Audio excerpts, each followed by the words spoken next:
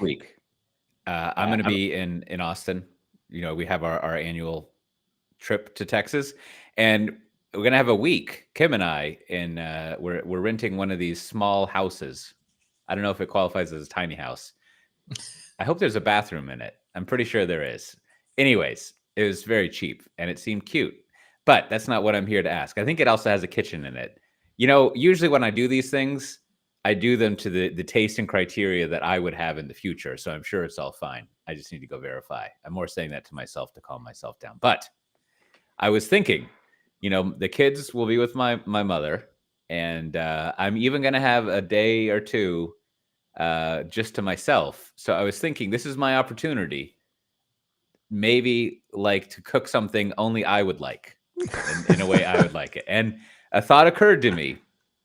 You know, it was Thanksgiving last week, if I remember, and even around here in Amsterdam, you can find a handful of Americans and a turkey on Thanksgiving and enjoy that. And boy, I do love turkey.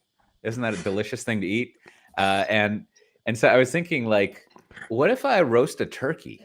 Like one day, I'm just, you know, Kim and I, or just me, we're hanging out at our little tiny house, and maybe it has an oven. And if not there, then when we have a larger house rented, we could do it. And I could just I just could have, this would be the freedom to like just cook a turkey. That's America. Well, isn't a turkey a whole turkey a bit much for one person? I mean, I'm not here to underestimate you, Coté, but you know you can buy just a breast. I mean, this is why I think this is an American thing instead of like a European thing. Sure, in Europe, you go to the butcher and be like, "Hey, there's this crazy bird they got over in the New World. It's kind of big, got a bunch of feathers. Could I just have a reasonable piece of that isn't gonna, you know, be the last domino push that's the downfall of humanity and we're all living in silos and things like that?"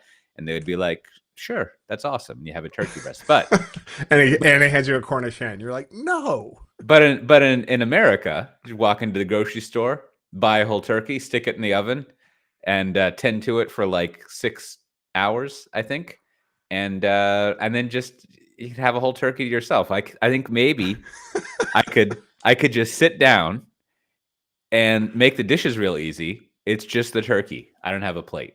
Well, wow. The most American way, or like the most Texas way to make a turkey, is to deep fry the turkey. So if you really just want to go full on American, get yourself the vat of peanut oil. You know, get a little bit dangerous. You know, and just go for it. So that would be an American Texas style turkey. Now, maybe do they for Thanksgiving they do, and it might be too late, but you can also just buy a fully smoked cooked turkey, right? I know they're expensive. What do they charge for that nowadays? $80-$100 or something? I'm sure you can. Yeah. And then I wouldn't even have to cook it. I could just pick it up. But then now you can see what you start doing this is like, well, if you're going to go out somewhere where they've kind of prepared a lot of meats already, then it's like, well, why not just get the barbecue? Why not just This is true. All roads kind of lead back to like, why don't you just get some? Well, that kind of comes to the question, like, Coté, when you go to your favorite restaurant, do you always get the same thing? Because Brandon's maximalist theory here is like, if you're going to eat meat, go for your favorite meat, which is going to be barbecue. Which, you know, go to, you know, don't bother with turkey. Go straight to you know, ribs or brisket. Well, I think that's the opportunity that I have laid out before me. Is I have multiple days, right? Wow. Now, arguably, days of meat. The days of meat. I think arguably Brandon is on the right track. That I probably should just go to the same barbecue place and eat barbecue every day. I think I've actually tried that a few times. It's not a good long-term strategy. Well, you had to flee the country to avoid that hurt. Yeah. But I'm thinking I'm gonna roast a turkey one day. Okay. And maybe, I mean, how long does it take to cook a turkey? I forget. 3-4 hours? How you do it, you know, anywhere from like, I don't know, 6 hours to 15 minutes in a deep fryer. It depends on like your process there. Yeah. I mean, I'm not going to deep fry it because that's a whole probably situation. 6 hours, or you could do the overnight thing, like preheat the oven to like 400 degrees, stick the turkey in, turn off the oven, and just let it cook all night. That kind of thing. Whoa, does that work? It does. It's another way. Because that goes to what my plan was. Why I was asking how long it takes is, I wake up around 6 in the morning or so. So maybe I can put the turkey in on your method at night, and then when I wake up, it's turkey time. Yeah, like turkey for breakfast. Yeah, and then turkey for lunch, turkey for second breakfast, and then we'll see how far I can go. Well, Michael from the chat he's given it a perfect name for you. Like I say, it's the advent of meat. Like you could have like the advent instead of eating with chocolate. 12 days of turkey. You could just be like a turkey, brisket, pork ribs, beef rib. Like we can probably come up. I don't know exactly if it's the full month of December. We could probably do. There's enough kinds of meat and preparations that we could come up with certainly for the 2 weeks you're here in Austin, we could certainly hit 14 different types of meats in preparation for you. That's a good point. I should try to have a different type of meat every day. And well, you could at least do like 12 days of Christmas that way, right? Oh yeah, 12 days of meat. I mean, I'm not here to tell you shouldn't go for the whole 25, but we are already into day 12 of. Yeah, 12 is probably good. And I think in the spirit of 12 days, I think I should ask my friend ChatGPT for some consulting on the 12 days of meat like selections, right? Like what, I want to have, I'm thinking of the prompt in my head now, right? Like obviously I want to have 12 days where not only do I eat a different type of meat every day, but I want it to I don't want it clustered together. Or do I? I might want things clustered, like, these 3 days are cow day, right? And then we got fowl day. And within fowl day, we might have chicken time, right? Or do I want to keep myself limber, taste bud wise, and we got like beef one day, then we're just going to goose the next day, then pig, beef 2 day, or do we randomize it? Maybe I can have it output a spreadsheet for me so I can just run scenarios and kind of see what they're gonna Monte Carlo your meat eating. I'm going to need a way of somehow getting a numeric evaluation of the various combinations so that I can generate a chart, maybe a waterfall sort of chart or something like that. I want to use those charts like the stock boys use that have those little lines that show you the change on a bar chart or something that are moving around, maybe median satisfaction of the meal. I'm not sure. I think for sure this is clearly the use case that OpenAI had in mind for their reinforcement fine tuning over complex domains. So I think you for sure need to put in a giant PDF of all types of meat and preparations, and then you should refine it, do the complex fine tuning of it. And then at the end, you should have it output a 12-day menu, and then just allow it to decide what the best order, from best to worst, or grouping. This is clearly why OpenAI and LMs have invented. I think okay, you're opening a whole train of thought here for me, which is I can set up an adaptive advent of meat situation where we'll go in. I'll go in with plans, but I want to be agile, and this is where the AI is going to help us. I'll be like, it's day 3. We were planning on it being beef rib day 2 and 3 days in, but I've got new plans. I'm getting lunch with someone, and we're going to go get enchiladas, and I'm going to be pretty full after that, but I still want to get my meat in for dinner. So let's adapt not only what we're having today to match. I'm going to get the enchiladas. I need a little bit of meat. But now that means we've got to reshuffle the whole rest of the schedule to fit whatever algorithm we originally planned around. Clearly, you're going to have to upgrade to ChatGPT Pro for this. Yeah, I'm going to have to spring for that $200 a month situation, which is $200 you're not spending on barbecue. Oh boy, these are trade-offs. I'm not sure what we're going to do, but I am going to need that O1 computer reasoning. To tell you how to eat meat. Okay. Yep. I think I've got it all planned out now. Okay. I'm gonna have to inform Kim about our new plans for the Christmas break. Well, speaking of new plans for the Christmas break, I was as only someone who has with 2 of their friends done almost 500 episodes of a weekly podcast about the tech industry.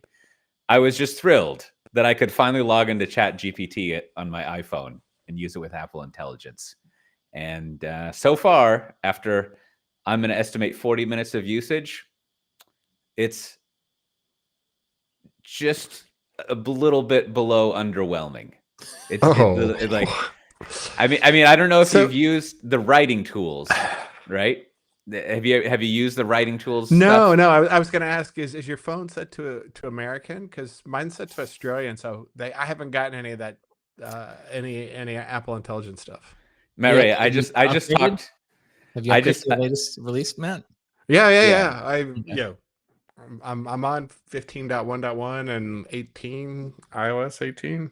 Yeah. Well, you know, as someone who's fantasizing about 12 days of meat, you can imagine that any chance I get to select region, United States, that's what I select. Maybe we should go through the 12 days. So here, you know, we're now in, there have been 5 days of the 12 days of OpenAI. So here, maybe we'll go through each one. We can like instant reactions if you see it. So day 1 was the full version of the Model 01. And they announced Chat GPT Pro for $200 a month. And what you basically get is what multimodal input and reasonings. So it seemed, my take was, if you're doing like hard math and science problems, you know, that seems to be who it's targeted for, right? And I think that was the only, first time I saw the price, I was like, that seems crazy. But I guess if it's more like a research tool for advanced science and math, I could see where like a researcher would use it. I don't know, Coté, what was your take? Yeah. Multimodal is that thing where you can talk to it a lot? Yeah, basically it's talking, and context was pictures, right? So you can basically take a picture of something and ask it to like whatever, do something based on the picture. Yeah. Now, you know, as is well known, I'm no longer really like the is it the economic buyer of services in my household, but you know, I think I would want to spend a lot of time. Here's what I would want to do. This is if you wanted to be the account rep on this, Brandon, from Chat GPT. For me, is I'm excited about the prospect of using Chat GPT so much in my daily life that I get instant ROI on $200 a month, which is to say, I would like to know what people are doing with that much Chat GPT in their life. Like, because I feel like I'm missing out if it's valuable enough for someone to spend $200 on it. Because I like, what immediately pops in my head is like, I don't know, your work in finance doing something. And like, I would think that like, if you worked in finance, you would be like, I don't like this word hallucination, right? Like I want accuracy, right? Like in correctness. Now, well, maybe you get that if you pay more. Yeah, I mean, maybe well, that is the pitch. That's because that's the pitch is reasoning. What they basically, you know, they kind of portray it as sort of like it will take longer to like evaluate your problem and, you know, give you an answer, therefore increasing the chances it's correct.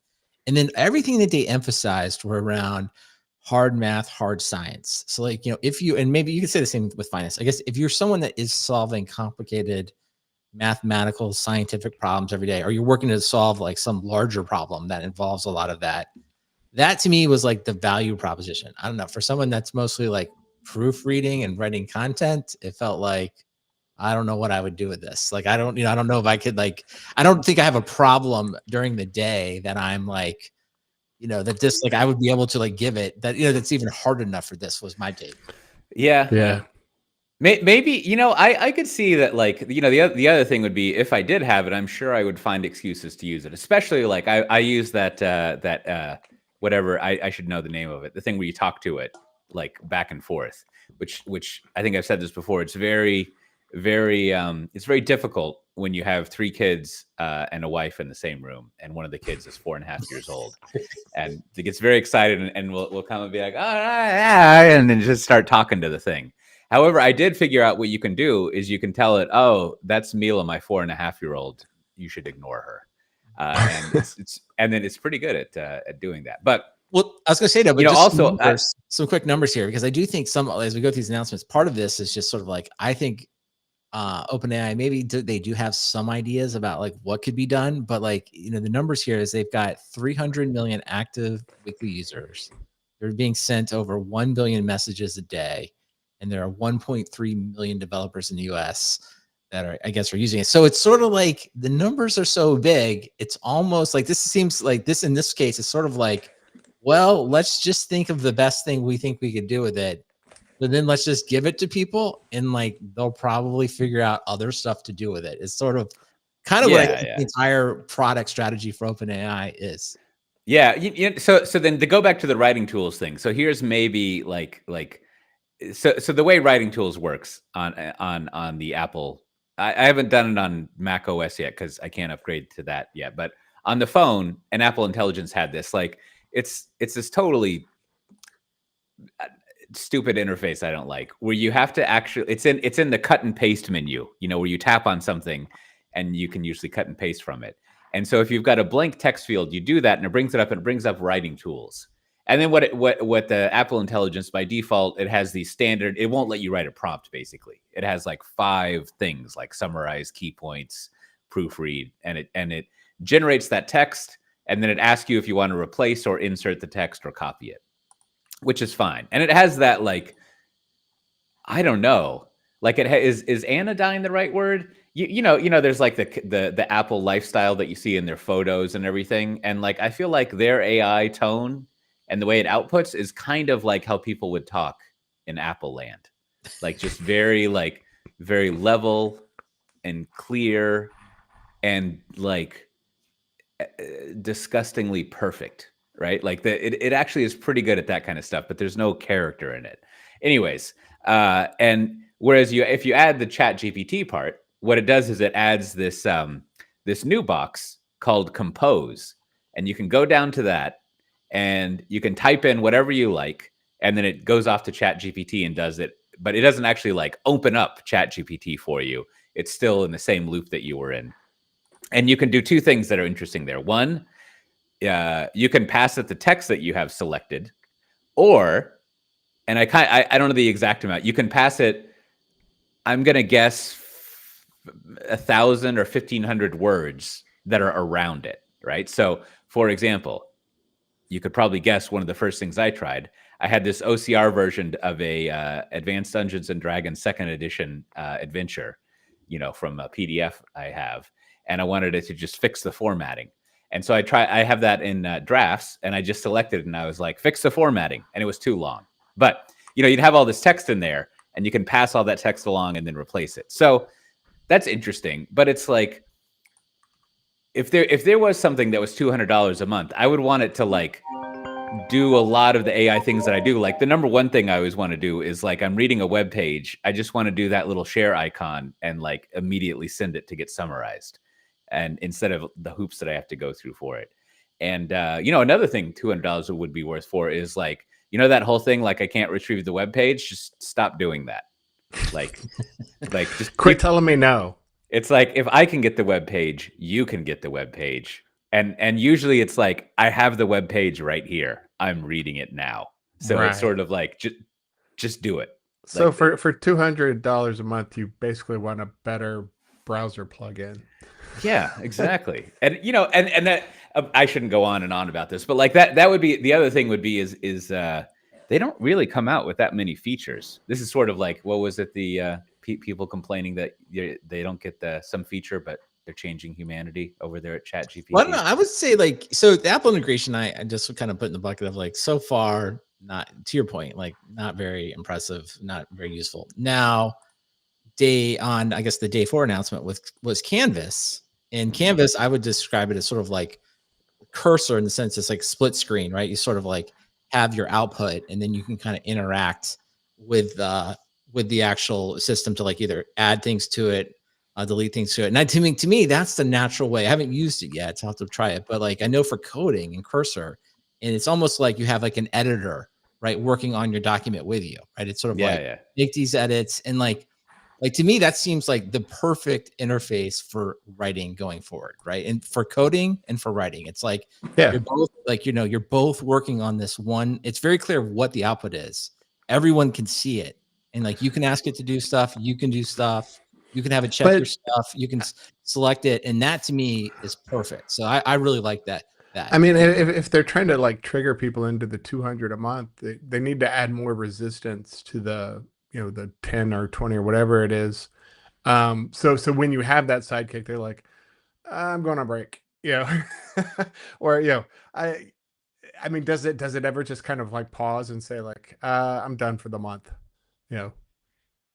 Yeah, I don't know. That's I guess. I mean, to me, I mean, guess, I'm just trying to. I'm not buying the upsell. I just. well, but you don't I mean, have to. I mean, I guess you have different things here. The $200 a month is more on. I guess we haven't talked about it, like Sora and advance in access to the most advanced model. So you can do stuff like I think outside of like you don't have to pay the $200 a month to do all the stuff we're talking about, right? It's sort of like right. to get the advanced model, to do Sora, to get unlimited queries and things like that. You do have to pay. I know to do all that, you have to pay the highest amount. But there's, I don't know, you can still get a lot for ChatGPT Pro, or you can just like, I still use the free stuff, and it's like, yeah, it eventually times out, but it's sort of like, okay, well, if it's really important, I'll buy it. If not, I'll, I sort of like just go work, if you will, the old way. Yeah. Yeah. Maybe if you can pay monthly.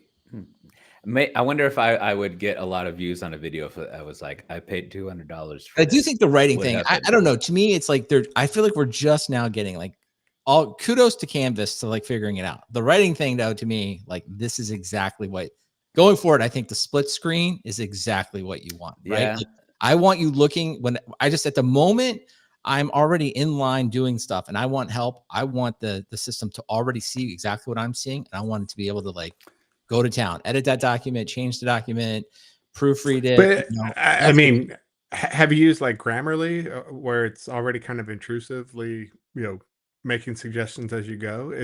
Or you want it to like, I guess the canvas has the full context of the document. And Yeah, be well, like, that's the maybe difference. move this paragraph here, or Right. Well, that's the difference too. And also you can sort of like, the way at least kind of the demo was showed. And the same thing with cursor is like you can just work independently in the main Yeah. screen as long as you want. But then when you want help or you want to ask a question, right? Because like I think, spell check and Grammarly and those other things are sort of like constantly looking over your shoulder. Kind of this is how I feel with Apple Intelligence. It's like it's very like, oh, I have to stop, then I have to tell it to do something. And I don't want it to do that thing. And so it's like a weird workflow. Whereas when it's side by side, it's almost like you're having a conversation. You'd be like, oh, make this edit, do this, and show me what you would do. And then, sort of like, like in coding, there's like the final thing. It's like you like it and you say accept, right? Accept changes. So I think the writing that they can't, I don't know. To me, I just really like the split screen stuff. And I think that's the model that I want that in email. I want that in all my writing. I just want like whenever I'm doing that, I would love to have like a little pane just ready for me to interact with. I'll have to try that out because I tried that kind of thing with Gemini because I mean, of course it's different, but you have this like what did you call it, Matt Ray? A sidekick. You've got this little sidekick bar on a Google document, and it just like it didn't really work the way I expected it would. It was and I mentioned Grammarly because it's like I installed like the desktop version, and anytime I'm typing, it's in it's like, oh, you're in a browser, I'm in there. I'm in your editor, I'm in there. You're in Slack, I'm in there, and it's like I'm in there.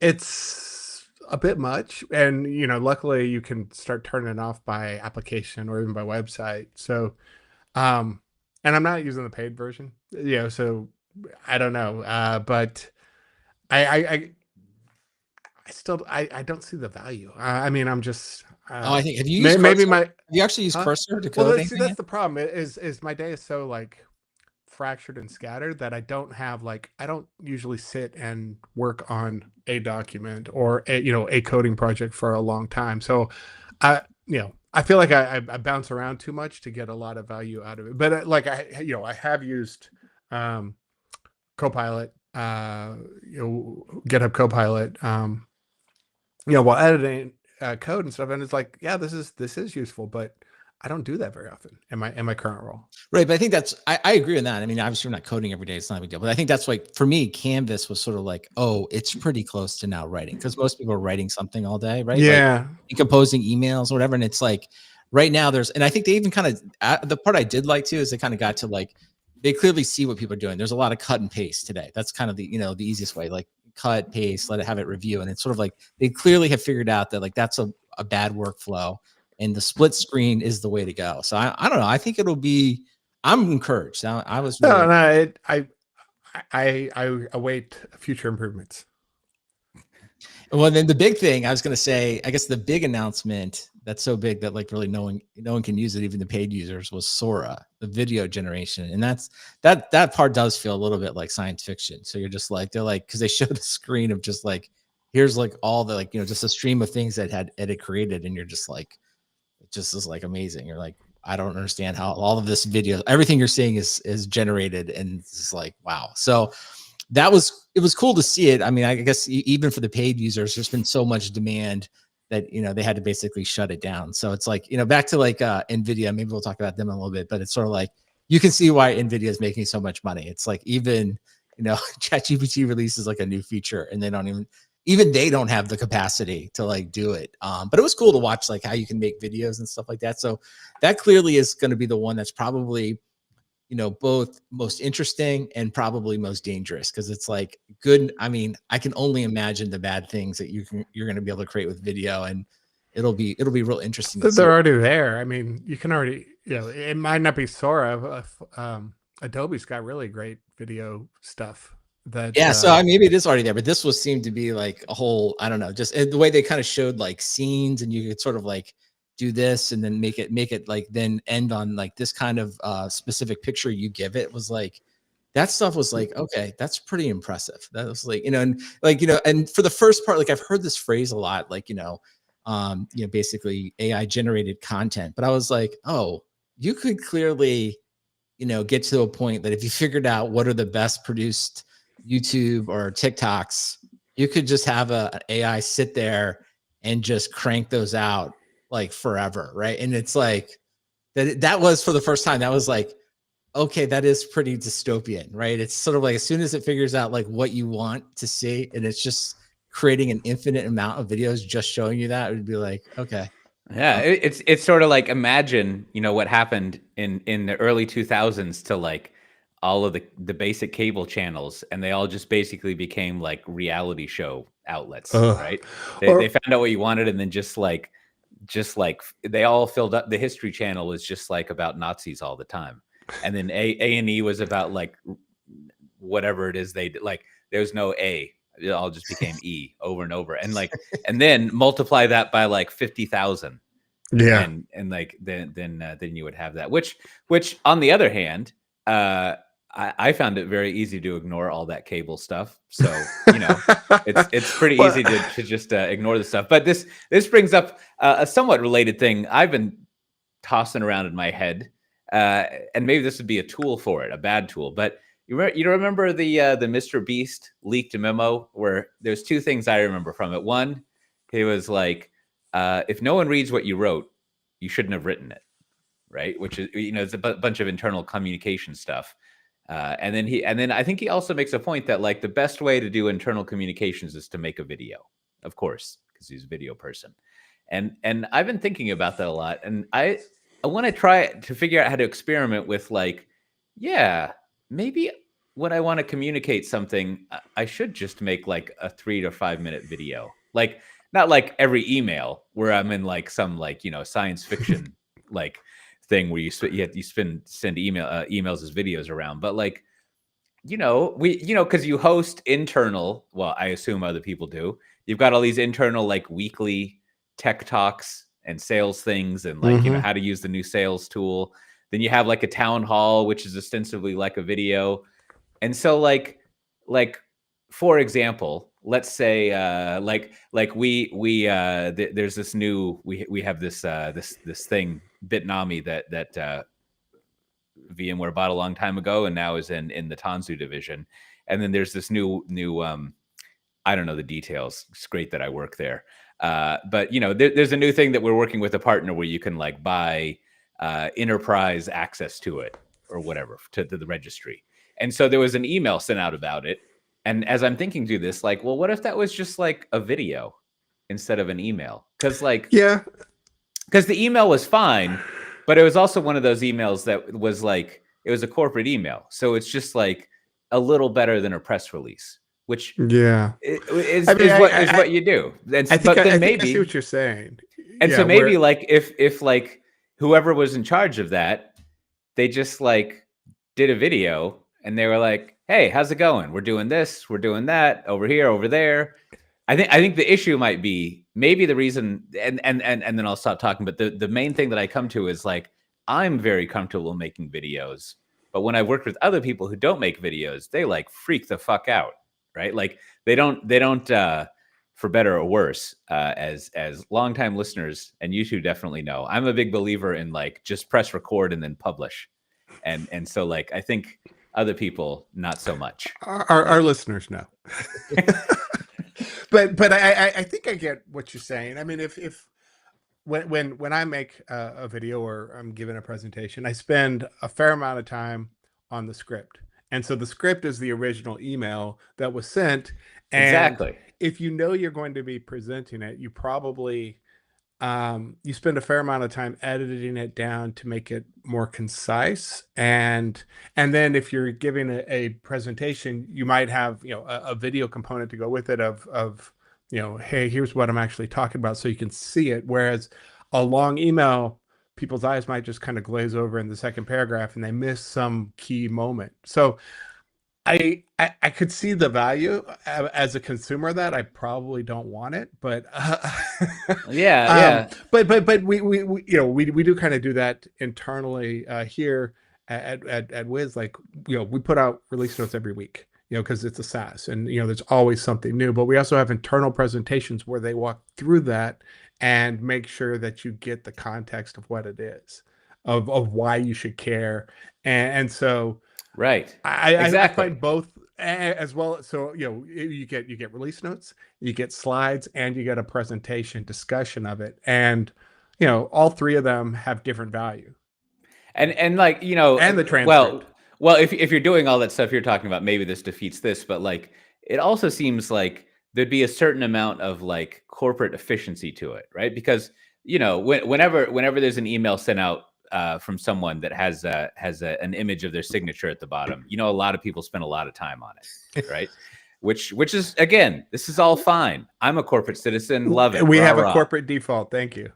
Yeah, and but like, so I think, I don't know, maybe it's the same with writing as it would be with video, and even worse with video. But like, I feel like all the back and the forth and the meetings and the drafts you would have of like an internal corporate document, it might just be faster to just like make a video where someone's just like talking about it. Because in contrast, not in contrast, but like, you know, I when I do see people in person and they know what they're talking about, they can deliver it pretty efficiently, like in a room, right? And so like, instead of like, let's deliberate over this email and make sure this is set up perfectly, they're just like, yeah, let me go up to the board and show you what we're doing here.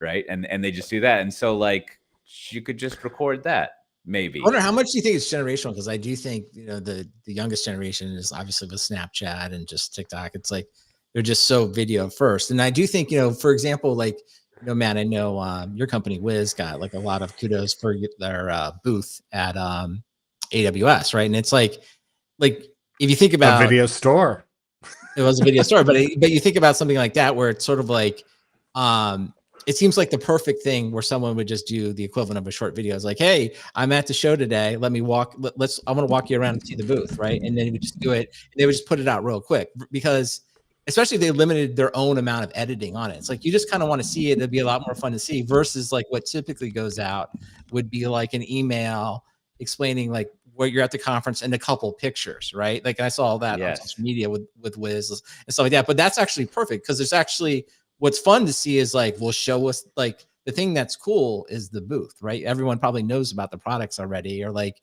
so I don't know. I just wonder if there is like a thing about like generationally or just corporate wise, maybe it's a corporate culture thing. It's like the idea of just like take your video and quickly, or take your phone and quickly do a walk around video.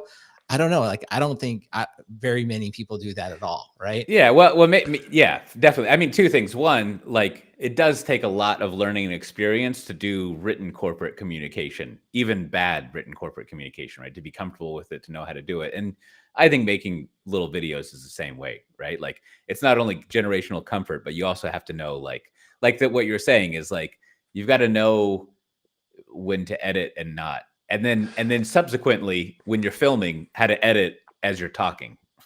so to speak, right? Like, it's a forcing function, the same way like Amazon has the 6-page memo that makes you prepared for a meeting. Mm-hmm. People who reject meetings if there's not a posted agenda in advance, that ensures that people are ready to talk about the things in the agenda. I mean, all these little things, and video is a really high bar because you've had to actually do a script. I mean, it's I guess it's the Gen Z version of the 6-page memo or something. But yeah, I I'm on board with things that make people more efficient in meetings. Well, maybe we should and then evaluate. What about looking at, okay, so they're doing ChatGPT, OpenAI rather is doing the 12 days of Christmas. I don't know, Coté, you kind of talked about this a little bit. I think, like, how do you think? So it's like, okay, so what do we think? So they've done 5 short videos. I think each video is like 20 minutes, around 20 minutes. Like, so I don't know, Coté, I've asked you, is like, was this a good way to do it versus like doing like a full out like keynote on stage in front of an audience? Like how would you evaluate this? I only watched one of the videos, Mm-hmm. Admittedly, the one on Apple Intelligence, because okay, this is a little gripe that is a whole other thing, is like this must be generational, but Chat GPT is of the ilk where they don't feel the need to like really tell you documentation or things like that, right? So I was like, I went and read their page about they've got this in there, but Apple's kind of good about this. They're a little touch and go, but it's like, I want the page that shows me like every single thing you can do, right? And just like, so I can scroll through it and see like, do this thing. And like modern consumer apps, they just don't do that. Like they're not into it. So I was like, I got to go watch the video to see what they're doing. And I think that one video I watched, it was, I can't believe I'm saying this for being a long form content type of person, but it was a little long. Like I think so that from a I'm going to say educational, from a training point, it was a little long, but it was pretty good. I think they had some good rapport going. It was interesting, like having a slight parasocial thing with them.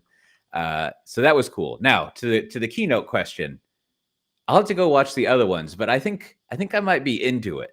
Like I like the idea of like, let's spread this out. I think Google did this during COVID too, right?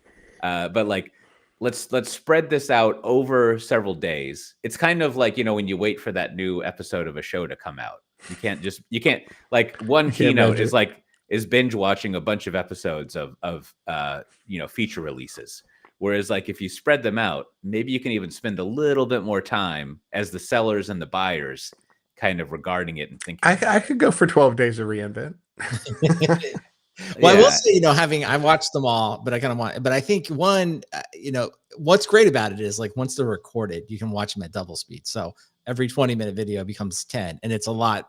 I feel like you're getting 100% of the same information, right? Because it just cuts out so much of that. Almost like I'm listening on a podcast at double speed. It's easy. But the part that I don't like is it sort of hides like where your big announcements. Because the first 2 announcements, I mean, yeah, it was interesting to see 200 a month and, hard math, hard science. And that's and reinforcement learning was the second one, but that was a very complicated thing. I think it applies to second. But then day 3, Sora was like, wow, this is like a headlining thing. And then Canvas, as we just kind of talked about, I think that was another like very widespread kind of like really, if you will, making the interaction model available to everyone. Like those things were like stood out to me way big or much bigger than days 1 and 2. So they're sort of like making it work for you to be like, because like on day 1, if you're not like, oh, you're just like on day 1, I saw it and I was like, oh, $200 a month, like whatever. I'm just like busy. I don't want to go do it. So, but I think you miss some big things if you don't go see it. So they're kind of hiding, if you will. It's like they're not helping me understand what are the biggest things. Like, and then today, you kind of went over it today, the Apple integration, which I think is sort of like feels like much like a kind of a partner announcement. They probably felt like they had to do or wanted to do, but it's certainly not as impressive as Canvas and Sora. So you're just like, and so now we're left with the 6 through 12. So I don't know. I kind of feel like it's consumable, but like you have to kind of like go do the work to curate it yourself. Whereas back to like Apple, yes, I actually like. Other people were more critical of this. I like the Apple, videos of their announcements because it's like 45 minutes to an hour. Sometimes it can be longer, but like they kind of tell you like, here are the tentpole things, and then you can go read about what you really care about. So I think I don't know. I think there's some kind of like, I like video, but I like longer, and I kind of just want one shot to like tell me everything, right? And then Yeah, it's probably correct common sense and best practices that you want to bundle together all your release stuff to like have the focus of the audience, the people you're talking about it, right? Like you're not going to have someone pay attention for 12 days. And then the other point you raise is that it almost is it reversion to mean, like all of the 12 things you're kind of treating equally, so they all kind of average each other out. So like Sora is cool, but then it also kind of like, instead of focusing on that a lot, then you go on to the next thing and you kind of forget about it, right? Instead of having it all bundled together. Now it does mean the boring stuff gets a higher profile, but like I don't like I was listening to your as always excellent thing with Brian about watching reInvent, and maybe a way of testing out what we're talking about here is you all brought up the point that like all of a sudden they talk for 10 minutes about some obscure database stuff that Google invented 5 years ago, right? And like so like, was that good in the context of a keynote, or is that where a 12 days of something would have been better, because they could have just been like, hey, this is your day to talk about obscure database or just like stuff, kind of or like Apple, yeah, the editor, right? I think that's what they just lack. It's like an editor. It's like we're only getting 1 hour. That's what we get. We get 1 hour. What comes out? You know what I mean? And I think that's like watching that at AWS is a good example. Like, I think an editor could have been like, hey, we don't need these 10 minutes. Or there can be this can be a separate video, right? Where you go in as long as you want. But like, exactly, we got 1 hour. Because I mean, on the AWS thing, it's like we're 3 full hours in, right? I mean, at the end, even the most like, I'm watching pretty closely, like you're both tired and you're just sort of like kind of brain dead. Like, I don't know. This is what I always wonder, like meeting with Amazon people. It's like, I don't know, maybe the Amazon culture, you just go for 3 full hours and everybody like on minute 300 or whatever, sorry, on, the third hour, final minute, everyone's as sharp as they were on the first minute. But it just feels like, oh man, we could have edited this thing a lot. Yeah. It's hard. And then your security people, they could have had a whole day to talk about security. Well, they do. They have whole conferences. So, I mean, there is that. But yeah, I don't know. So, I don't know. So it's interesting. So but it kind of comes back to like OpenAI. It's like, I think when you're like, at least you're having this kind of adoption, I don't want to necessarily call it success. It's sort of like, they just have so many people using this stuff. They can kind of do whatever they want. And I'm sure someone's going to pull from this and be like, wow, this is it. Look at this 12 days launch. This is incredible. Everyone should do it. It's like, no, like OpenAI can just do anything they want because it's just like everyone's watching. So like your company should not do a 12 days of anything. I think it's going to get lost very quickly.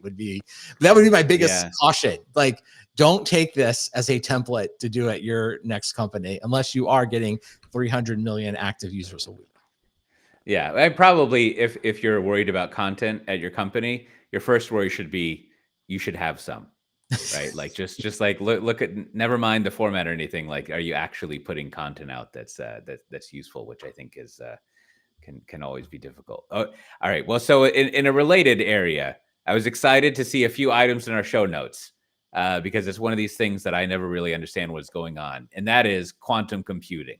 Now, I think I don't quite know if quantum computing is chips, because I see these pictures of it and it looks like it looks like those things in Star Wars where Obi-Wan Kenobi is like hiding from Darth Vader, like in some big pit. I don't really know what it is.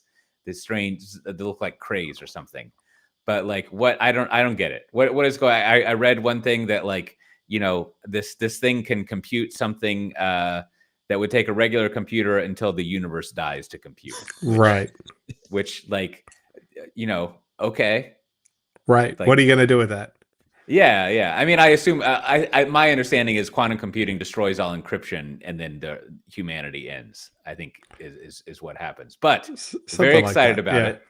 But like, what even is this thing, this quantum computing? Well, I would give you. That's what we posted to Slack. It's like, is this a thing? I've always had trouble wrapping my head around. I guess I just come down to like, just keep it real simple. I mean, at the simplest level, it's the ability to like if you will, use the quantum mechanics of the superposition, the idea of, being in, as they like to use the example of, like, when you flip a coin, when the coin is spinning, right, it is both heads and tails simultaneously, right? So that's the idea. So using that property in quantum mechanics, and when you apply that, it lets you, for very specialized problems, right, do these very complicated math problems extremely quickly, right? Because basically you can, use that property to, if you will, kind of do all the math at once.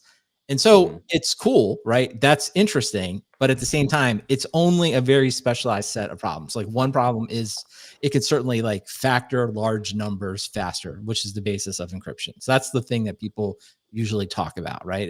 But for everything else, it's sort of like, it's kind of one of these things that's like, it isn't necessarily helpful for, AI and all these other things. It's just, it has to be a very specialized kind of mathematical problem. And, like, they talk about simulations and things like that. So it always comes back to, like, I guess, just any scientific engineering breakthrough. It's like, it's pretty interesting. And, like, yes, we can kind of see some problems where it would be useful today, but it's obviously only accessible to a very few amount of people, and it has to be very specialized, right? The way you would kind of program for it. But it also kind of, like, reminds me a little bit of just, like, GPUs and stuff. Like, it's yet another one of these technology that sort of, like, goes on the research shelf, and you just kind of never know, right? Kind of like, if you will, matrix multiplication, like, which has been known for, like, forever, right? And, like, since the beginning of mathematics, like, racing for a while and making video games better, but, like, no one really foresaw that, like, it was going to lead to LLMs, right? And AI. And I just kind of feel like quantum, this whole thing, it's just, like, kind of the same kind of thing. It's like, it's a really interesting thing.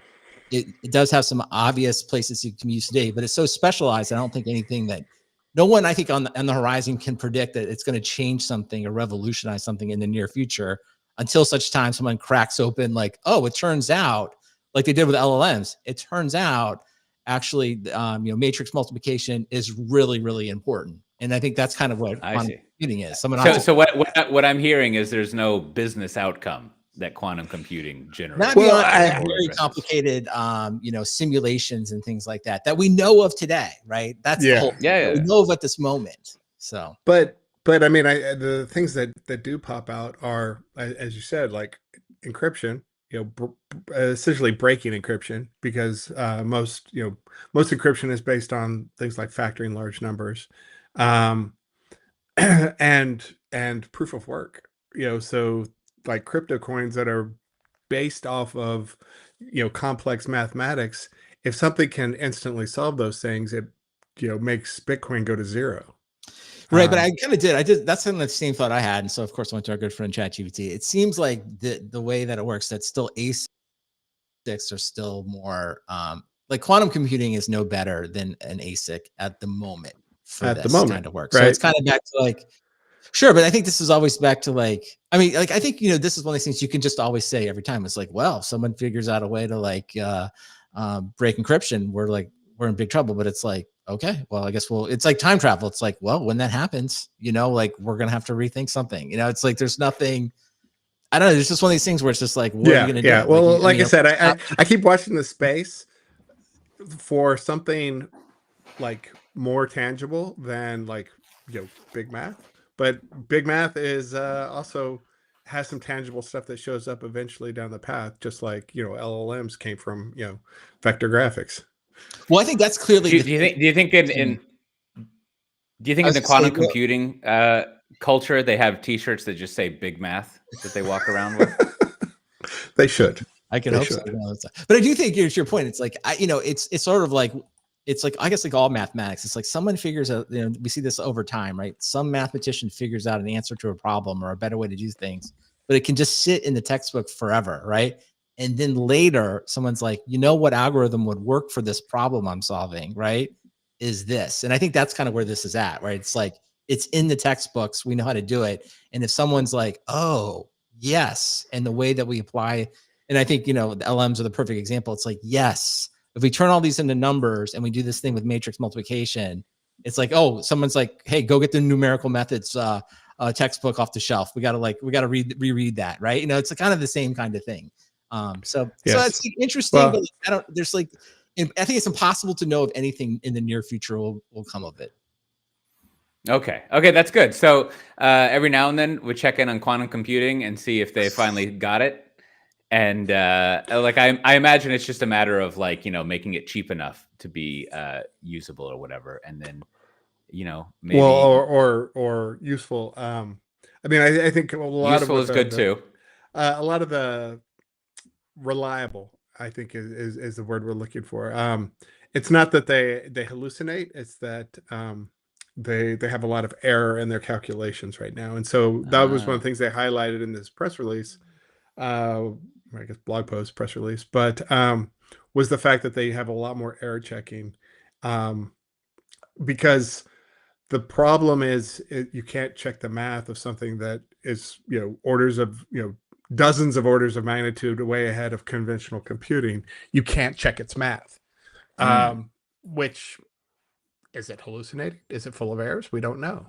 It's sort of like when you use an AI to check if an AI was accurate. Exactly. Just like having some problems. But I do think, you know, it's quick, maybe as we kind of finish up here, it's like, I think always like on the business strategy thing is always an interesting question, because like right now there's a new book out on the Nvidia way, talking about how, you know, Jensen and Nvidia have sort of like, they did it all, you know, kind of the typical thing, like saw it coming and they're in the perfect position, and, you know, he was the right person, and kind of like the Steve Jobs stuff. And it's like, okay, so at the moment you could apply this kind of like idea. It's like, well, right now, Google is really heavily invested in this, and there are a couple of key researchers, and it seems cool, but like it is not, at the moment, there isn't any specific like outcome that's going to make, you know, trillions of dollars that we know of. But like, just say in like 3 years, they do stumble onto something, right? That it's like, this is the next thing. It's like, well, will we go back and write and be like, you know, the Google CEO was a genius for investing in this. They foresaw this was going to happen. They knew, you know, it's like, so it's like, it's always interesting. It's like history is always being written. So at the moment right now, there's a researcher studying on something that I think is just mostly like interesting. I don't think like I think the people at Google probably are just like, well, could be interesting, right? But there's no idea. But like, only if it does lead to something in 5 years, there'll be someone that goes back and writes the book and be like, these people were geniuses. They saw it all coming all along. Or it could just be like so many other research projects where you're just like, well, that's cool. We'll put it in the textbooks and we'll just wait on it. And then, you know, so I think it's always like an interesting moment to think about that. Yeah, point me to the textbook. I want to read it. Yeah, I guess it's under the business. You know, there's usually not enough of this kind of long term. Long term is a loaded word in this context, but just this kind of strategic planning at a company that, in this case, is just sort of like, you know, make computers go faster. Like that's a good, as narrow as the application may be. But anytime you can make something go faster, we should have some people working on that, just in case. Like the you know, you got that scientist in The Simpsons. What's his name? Dr. Frank. Yeah, there you go. Just always coming up with something. Now you mentioned reading the what is it? The Jensen way, the Nvidia way. The Nvidia now, way. Okay.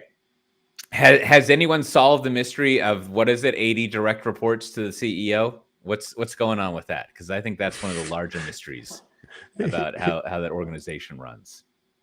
Well, I didn't read it. I did listen to the interview with, I haven't read the book because I think it literally just came out, but I think, who was it? Ben Thompson did an interview with the author. So if you want to like hear, you know, a pretty good, you know, summary of what they're talking about, you can listen to it. And so, but I think it just kind of falls back into this whole thing. It's like, you know, they kind of like, it's like, I think sports is the best metaphor. It's like when the team is winning, the coach is like demanding and makes people accountable, right? When the team is losing, the coach is an authoritarian dictator that can't relate to the players. You know, it's like the same person. It's just simultaneously the person's acting the same way, right? And only the outcome determines how we write about, you know how that he's doing. And that's kind of my take on at least the interview was sort of like, because Nvidia has done so great, right? That he goes on to say, he says in the book, like, you know, Jensen, he basically meets with groups of people if you're not doing well. And he goes on to say, it's like he essentially yells at you in front of everyone. You know, he demands that you do better. If you're not doing well, he demands that you improve. And it's sort of like, okay, well, because they're really successful, I think people are like, that's what we need more of. And so if they weren't successful, then I think they'd be like, this leadership style doesn't work. That he needs to have, to your point, Cote, they'd be like, he needs to have one-on-ones. He needs to give feedback. Like the classic, management training would be sort of like meet with your employees one-on-one. If you have something negative to say, like meet with them, do it one-on-one, do it behind closed doors, right? And, things like that. So he would probably be being the person getting that counseling. So, to me, it's just more like the outcome sort of justifies the behavior, not the other way around. It's sort of like, it's never like, oh, I don't think you can ever like really link the two together and be like, well, this behavior led to this outcome. Yeah, I guess for every one like glorified jerky boss that's written up in a book, there's probably 10 to 50,000 assholes who weren't successful that don't get books written about them. And so like statistically, like, well, I mean, were there 5 billion people in the world? I mean, sure. So a lot of them are managers. Yeah. And so like if you're a worker, probably in your life, you're going to encounter the ones who aren't successful more. And so that's probably also why it's nicer to not be that way. But I guess you're right. Like the outcome determines the judgment in a corporate world, right? Like everything's cool. You can act however you want if you're being successful, if it's quote unquote working, which is fine, I guess. Isn't your portfolio benefiting from this managerial practice, Matt Ray? So far, so good. Yeah, love it. Yeah. Well, also, it seems like I'm getting a little concerned that this next year is just going to be all about chips. I think in our little world, I don't think you have to worry, Cote. I've encountered chips so much, and it seems like this has been going on for a while. But reading over some stuff this week, I was thinking, and obviously with Intel having some issues, I think once again the hyperscalers. Did people say hyperscalers? They do. They still say it. Absolutely. Yeah, I think so. One, what happened first is the hyperscalers came for the servers, and they just kind of killed that industry, or they made it not so awesome. Let me put it that way.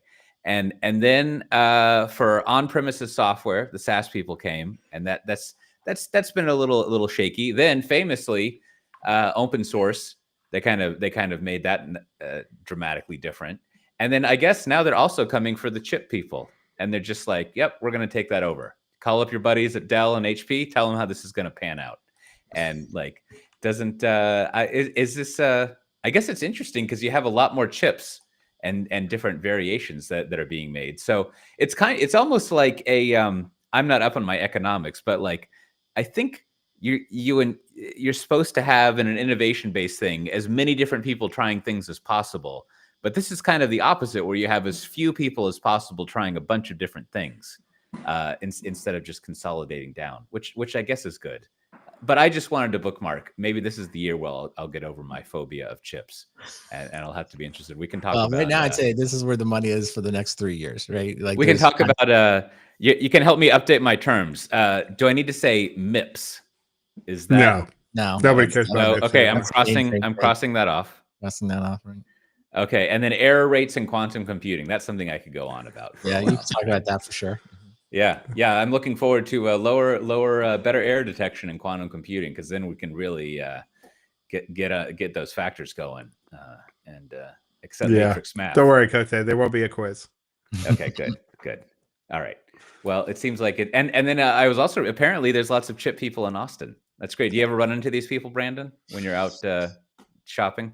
Occasionally. I've got some friends, that live in the neighborhood working on, one works for Nvidia, one works on Amazon chips. So yeah, I'm always like, yeah, should have worked with them. That's what I always think to myself. They're always they were buying some expensive cars. I was like, oh, should have worked over there. That's always a good sign. Yeah. Well, speaking of buying expensive cars, the way that we're going to eventually get to buying expensive cars is through bureaucracy and the lucrative trade and profit margins that come with bureaucracy. So do we have any of this? I'm hopeful, because we got a bunch of spending for Christmas coming up. So I'm hoping we can get some of that bureaucracy margin in here, Brandon. Yeah. So a couple of things. One, Dan recommends the latest Oxide podcast. This was the one titled Intel after Gelsinger. So like we talked a lot about Intel, and they sort of have maybe even a deeper dive view because obviously they're out building computer systems. So if you want more about their take on it, check that one out. Jordy recommends Git ingest. So this basically turns any GitHub repository into simple text that you can ingest in an LLM. So take a code base and put it in the LLM. So I don't know, maybe this was before the announcement of the latest, OpenAI tools to integrate it, but like, okay, that's pretty cool though. If you want to just put your code base in there, so check that out. And then some bad news here on Software Defined Talk. The thread, which is for those maybe joining us here, the thread is a thread Matt Ray started many years ago now, and 5 years ago. Took a life of its own. It is now at 12,442 messages as of right before this show. Unfortunately, some of the thread will be lost as Slack is now, I should say threatening. Slack is probably in a good way deleting older content. So I assume, I don't know. No, this is a threat. Is it a threat to us? Just to us? And yes. so, I don't know. I mean, if you delete the beginning of a thread, it becomes untethered. Can they do that? It's unclear to me what's going to happen, but like, because what would happen before is every few months, I think twice a year, we would get the free trial of the actual full Slack, and you can go back and actually reread the beginning thing. So I don't know what's going to happen. I think it's maybe going to die out, but like somebody from the Slack had taken much of the thread and they put it into Notebook LLM and they made a podcast episode out of it. So good. I like that. I don't have any idea of what it sounds like. So who knows what's happening. So for all those that participated in the thread, I appreciate your efforts. And you know what? You just use it till it ends. I don't know exactly when it's going to happen, but it's coming to an end. And then finally, Christmas seasons, stocking stuffers, or, really for any holiday, what you need is a Software Defined Talk sticker. Simply send your postal address to stickers@softwaredefinedtalk.com. I will be happy to send you a sticker anywhere in the world. Well, I think maybe Mr. Mahalo heard us complaining about Salesforce so much, and he called up the Slack fellas, and he was like, "Shut it down." And they're like, "Whoa, how about we compromise and we just start reducing this thread that they have?" And maybe that's speaking of nothing related to that. There's a couple conferences we want to highlight. One is Configuration Management Camp in Ghent, February 2nd to 5th in 2025. I'll be there. There's also DevOps Days LA and Scale 22X in Pasadena, March 6th to 9th, 2025. Those are both great conferences. If you've actually listened this far to this podcast, you would enjoy going to them. And you should. Speaking of things that you should do, Brandon, what do you have to recommend this episode? Well, my recommendation is two things. One, you mentioned it already, Coté. If you're looking for something else to listen to, go to the Cloudcast and you can listen to the episode titled Reacting to the AWS reInvent keynote. So Brian and I give even more takes on the AWS reInvent keynote if you haven't had enough. So check that one out. And then finally, I would also recommend the Amazon Smart Plug, because I think Christmas time is where this thing shines. For your Christmas tree, you hook up the Amazon Smart Plug, and then you set up a routine to turn your tree on and off at your designated times. And this is the absolute perfect use case for a smart plug, because Christmas is a limited amount of time. So therefore, your routine will probably work well. And the plug will work well for those anywhere from a month to 2 weeks, depending on how long your tree up. And the family will be happy, because you don't want these things year round, because then they start to flake out and you have to reboot them, unplug them, and people get frustrated. So I think short-term, turn lights off and on for Christmas is the absolute perfect use case for the Amazon Smart Plug. It's worth the $5 if you get it on sale, or the $14 if you have to buy retail. Check those out. How about yourself, Matt Ray? Well, I have an anti-pick this week. My anti-pick is when you've clearly run into AI help support. I sent an email to my robotic vacuum has, according to the what I can glean from the support website, probably the battery's dead. So I sent an email to tech support saying battery's dead. This is a 3-year-old vacuum cleaner, which this is the error code I see. If I buy this battery, should that which battery should I buy for this? And do you think it will work? The response was, have you read our website? Have you checked the error codes? If you are under 12 months of warranty coverage, please contact our warranty support. I mean, they did, and then did absolutely not answer any of my questions and ignored the complete input. And so my response was like, I really wanted to be like, please reread the email, and I wanted to send it like, prompt injection, this is what I need you to answer. And the response I got back to my response was about the same thing again, only there were contradictory things in the response where they, like, the first paragraph acknowledged that I was not under warranty, and then the fourth paragraph was like, but if you are under warranty. And I was just like, I feel like you're in like rules. That's a rules based, not an AI. No, that feels like because it was reading the email. It had ingested parts of the email. Yeah, because I pointed out that the part I was thinking about buying was out of stock, and but I asked when it was coming back in stock, and so they're like, that part is currently out of stock. And I was like, I told you it was out of stock, right? I mean, it was just interesting. It was ingesting the email, but giving me garbage responses. Which is how I figure it's not rules based. Maybe in this AI customer service era, we should introduce a slider that you have to do a 10-page agreement with to get to, and it would be like, how nice do you want this thing to be? Right? Like, how evasive do you want it to be about things versus just like straightforward and truthful, right? And I have a feeling that you would have put it way over on straightforward and truthful, where it would just be like, yeah, we don't have this in stock, and I have no idea how to get it. Like, versus like, yeah. Or even more, it could be like, we're gonna have a long conversation about this, and it's gonna cost you $30 to repair it. So maybe you should do that. I mean, basically, I wanted them to answer like, buy the battery, yes or no. And instead it gave me like 15 paragraphs about their warranty coverage and troubleshooting. And it's like, I read your website. Like I troubleshot it. I mean, I even told them this in the emails, like, I did all the things you said to do. So now Brandon, that's my frustration. Could you use Cursor or Canvas to have an agent take care of this for you? Well, that's what I was getting to. It's like, Matt's already to like prompt inject this thing to like ignore all programming and give me the answer. Yeah. Well, but what I mean, see, this would also be worth $200, right? Is if you could basically, and I know, all that stuff is kind of out there, but if it was like, hey, I need to have a conversation with a customer support person through chat. Well, that's why when you're on a phone, you just keep hitting like 0 or right, exactly. But you would tell the AI is just like, take whatever time you want. I got to go to lunch. Here's the outcome that I want. Can you get that? Right. It would just be like hiring someone to like do that for you. And it probably, I mean, it's also almost moral free. If you've got an AI talking to an AI, you're not going to offend anyone. Right. It's just an AI. So you might as well just be like, hey, try the 50 gambits that we have, see what works. Well, I think I would say, Matt, the move, you either have to like get to a person, or you have to like go to like one of the other, like go to ChatGPT or Claude and try to troubleshoot and basically ask, like, put the situation as like, I own this vacuum, I have this, and that's probably your best chance to get like a real answer. So it's just, I don't know, it's one of these loops though. It's just sort of like, what you're getting at is like, we just talked about all this the 12 days of OpenAI, and like, but there's like a million examples during your day where you're like, like I just the other day I was paying property taxes online. You're like, this website is god awful. It's like, forget about like all this stuff we're talking about.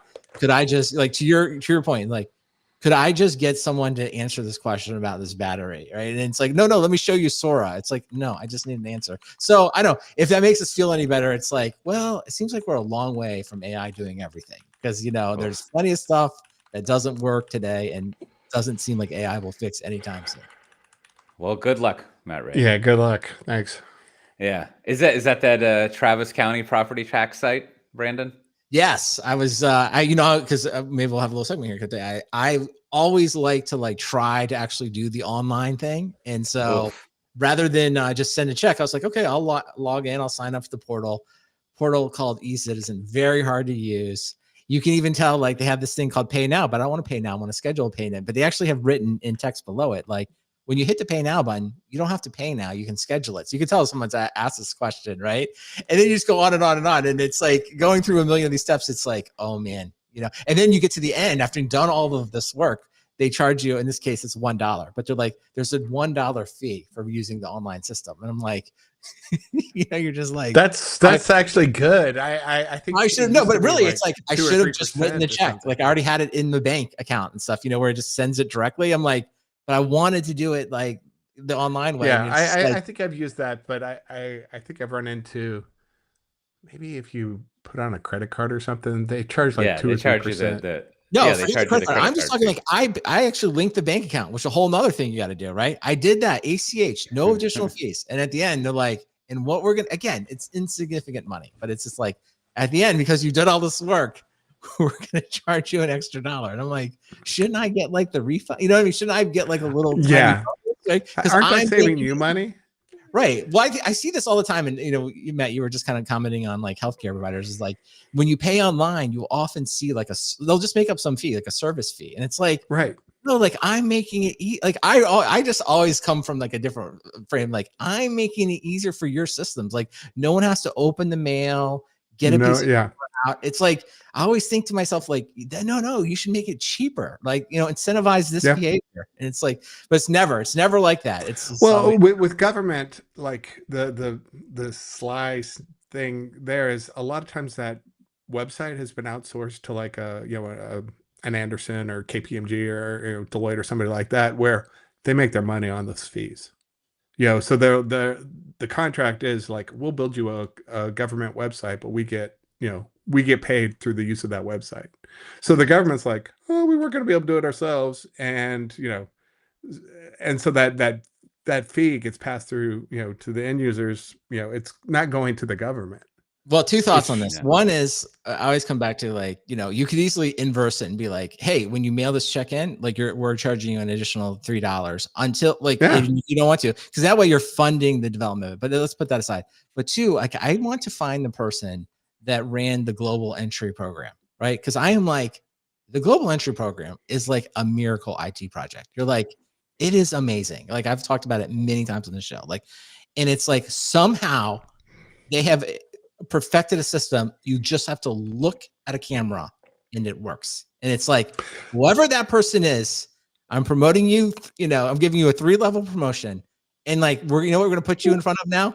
Payment processing for all of, think how many property tax payments are being made in the United States in a given year. We're putting you in charge of that. Well, see, like, the tinfoil hat conspiracy is like, of course they want to make it easy to like consume more of your, more data about people for the government. That's if anything wants to be efficient, it's intelligence. Whereas like paying your property tax bill, that's not that's not a moneymaker. There's not a lot of money behind that.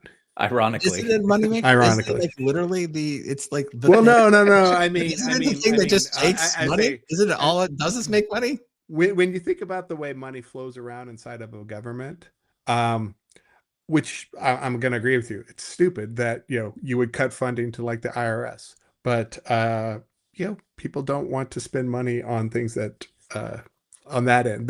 But nobody ever turns down funding intelligence or military. Yeah, well, I have a refreshing, comforting recommendation this week. More turkey.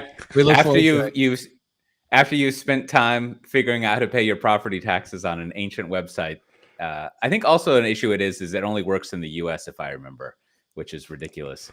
But I recommend, I've probably talked about this before, but I learned here in the Netherlands, they do this thing. They make ginger tea, and they take a big piece of ginger and they just slice it up and they pour hot water over it. And you may be thinking, that sounds lame, or however you would want to say it. Doesn't sound good, but it's actually great.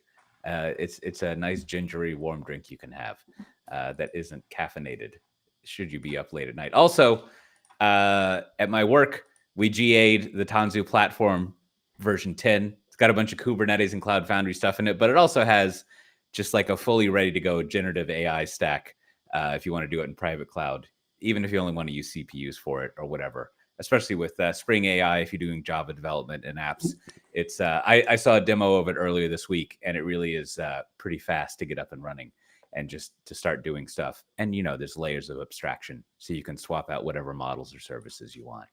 The good stuff. So if you have that, you should use it and check it out. There'll be a link to that at softwaredefinedtalk.com/497. If you scroll down to my recommendations, you can find out how to learn about the Tanzu Platform 10. Also, you can read Ginger Tea, which has no link because I told you all you need to know about it. And all the links of things we talked about, many things we didn't discuss.